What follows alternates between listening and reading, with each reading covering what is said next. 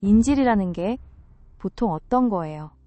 강한 사람이 약한 사람의 가족을 잡아두는 거잖아요.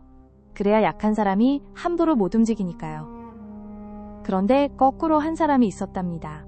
자기 가족을 자기가 따르려는 사람한테 보낸 사람. 그 사람이 비융이에요. 그 시대에 그런 충성이 정말 있을 수 있던 걸까요? 비융은 하북 신성 사람이에요. 그 고을에서 대대로 내려오는 호족이었답니다.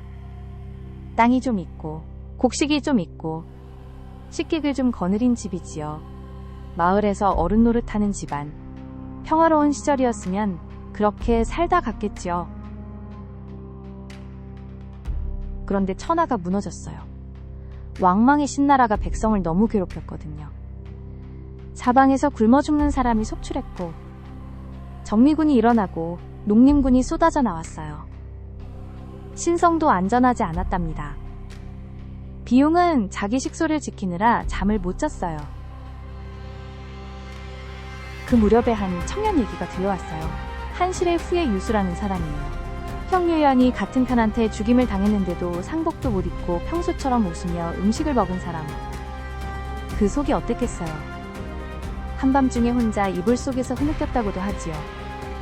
그 유수가 황하 이북 비용이 사는 신성 근처까지 사신처럼 보내져 왔다는 거예요.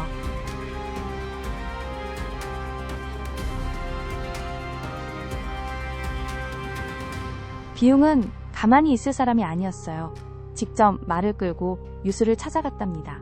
키가 훤칠하고 눈빛이 깊은 청년이었어요. 그런데 표정이 어쩐지 슬펐답니다. 형을 잃은 사람의 얼굴이었지요. 비용이 절을 올렸어요. 도울 일이 있으면 말씀해 주십시오. 유수가 한참 보더니 입을 열었답니다. 내 형편이 어렵소. 유수의 형편은 정말 어려웠답니다. 군사는 적고 적은 사방이고 갱시제는 유수를 못 믿어워했어요. 이 길에서 죽을지도 모르오. 유수가 그렇게 털어놨답니다. 보통 사람 같으면 슬그머니 발을 뺐을 거예요. 그런데 비용은 반대로 갔답니다. 비용은 그날 밤 가족들을 다 불러 모았어요. 내가 한 사람을 만났다. 한실을 다시 일으킬 사람이다. 우리 곡식을 다 보내고 우리 식솔도 다 보내려 한다. 무모가 한참 보더니 한마디 했답니다. 네가 그렇게 보면 그런 거다. 가자. 그 한마디로 결정됐어요. 이튿날 비용이 유수 앞에 가족들을 다 데리고 다시 섰어요. 노모, 아내, 자식들, 친척까지. 공께에 제 가족을 맡깁니다. 인질로 잡고 계십시오. 제가 변심하면 이들을 죽이셔도 좋습니다. 유수가 깜짝 놀랐답니다. 인질은 강자가 약자의 가족을 잡는 거잖아요. 그런데 비용은 거꾸로 한 거예요. 유수가 한참 말이 없었답니다. 그 마음을 어떻게 받아야 할지 몰랐던 거예요.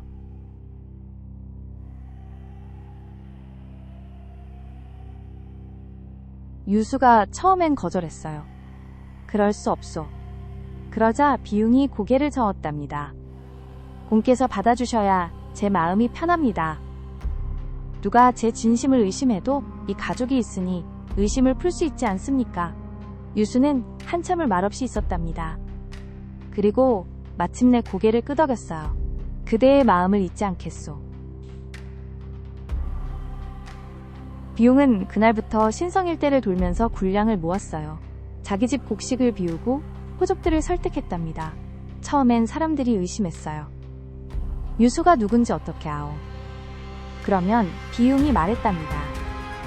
내가 내 가족을 그한테 맡겼소. 내 가족을 걸고 보증하오. 그 말 한마디면 사람들이 입을 다물었답니다.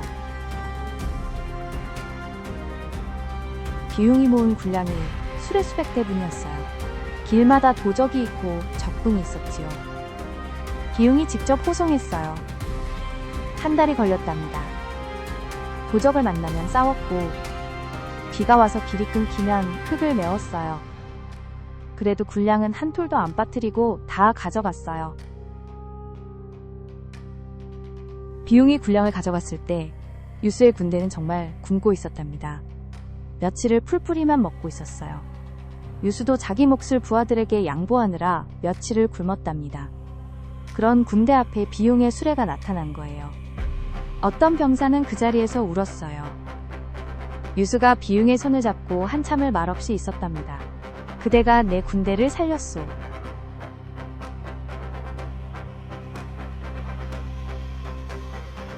그런데 시련은 그게 끝이 아니었어요. 왕랑이라는 자가 자기를 한실의 후예라 거짓말하며 군사를 일으켜 유수를 잡으면 천금을 주겠다고 방을 붙였어요. 가북 일대가 거의 다 왕랑한테 넘어갔답니다. 그 절박한 때에도 비용은 유수 곁에 있었답니다. 왕랑이 비용의 직계가족이 유수 진영에 있다는 걸 알고 비용 가문의 다른 친척들을 잡았어요. 멀리 사는 친척들까지 다 잡아다 협박했답니다.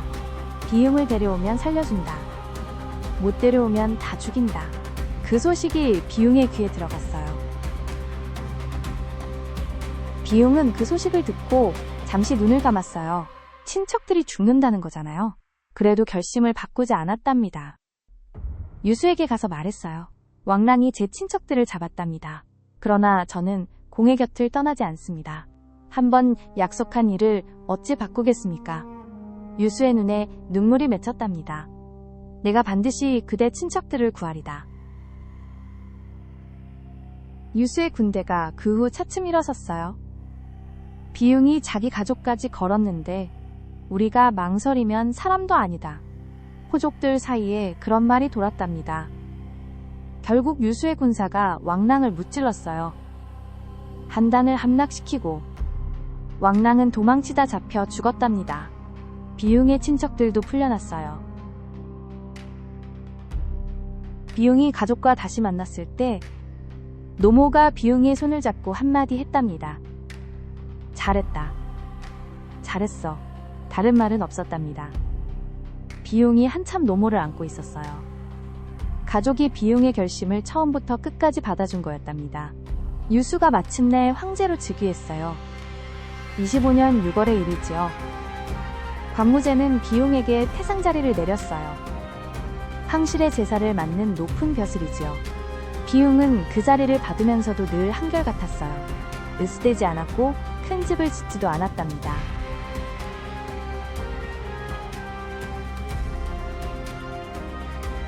광무제는 비용을 깊이 신뢰했어요. 측근들에게 말했답니다. 비용 같은 사람이 10만 있으면 천하에 두려울 것이 없다. 자기 가족을 거꾸로 인질로 보낸 그 마음, 그것을 가진 사람이 비용이다. 비용은 늙어서도 신성으로 자주 돌아갔어요. 동네 사람들이 절을 하면 비용이 손을 저었어요. 내가 빚낸 게 아니라 황제께서 빚내신 것이지. 늘 자기를 낮췄답니다. 운대 28장에 들어갈 만한 공을 세우고도 자기는 그저 황제의 그릇 한 조각이라 했죠. 사람들이 비용을 두고 한 말이 있어요. 거꾸로 인지를 보낸 사람. 그 한 가지로 천하가 그를 안다. 후한 100년이 지나도 비용의 그 일은 사람들 입에 오르내렸답니다. 다른 무공은 잊혀도 그 한 가지는 안 잊혔지요.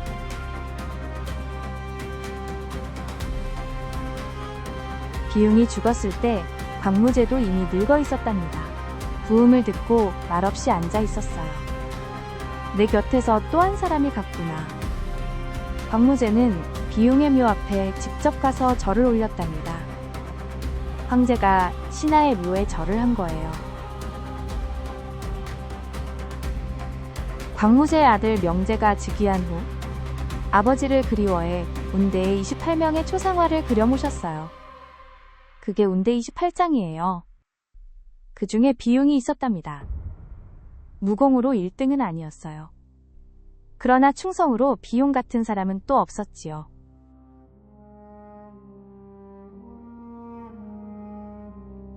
신성 사람들이 비용이 죽고도 그를 잊지 않았답니다. 마을에 작은 사당을 지었어요. 한식날이 되면 향을 피우고 술을 따랐답니다. 사람들은 비용을 통해 빌었어요. 한번 약속한 일은 끝까지 지키게 해주십시오. 비용의 인생 자체가 그 기도의 답이었으니까요. 비용의 이야기는 거꾸로의 미학이에요. 보통 사람들은 자기 살자고 가족을 지키지요.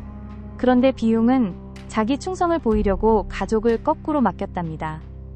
가족을 잃을 각오가 없으면 충성도 가짜라는 그 단단한 마음. 운대 28장의 비용. 무공으로도 책략으로도 으뜸이 아니었어요. 그러나 충성으로 그 같은 사람은 또 없었답니다. 한번 정한 길을 가족까지 걸고 가는 그 마음. 그게 비용의 진짜 그릇이었죠. 가장 아끼는 것을 거는 사람만이 가장 큰 길을 가는 거랍니다.